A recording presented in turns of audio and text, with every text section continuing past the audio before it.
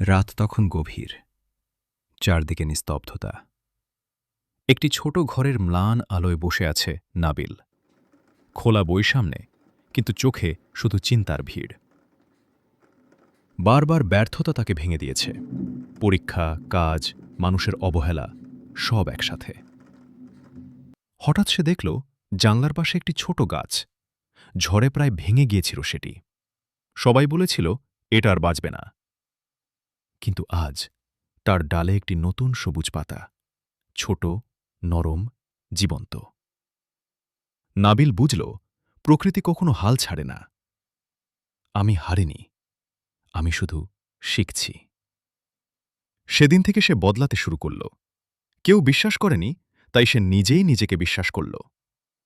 মনে রাখবেন, অন্ধকার যত গভীর হয়, আলো তত কাছে আসে। আজ আপনি ক্লান্ত হতে পারেন, কিন্তু আপনার গল্প এখনও শেষ নয়।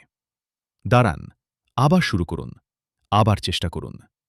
কারণ একদিন এই নীরব সংগ্রামই হবে আপনার সবচেয়ে বড় গর্ব।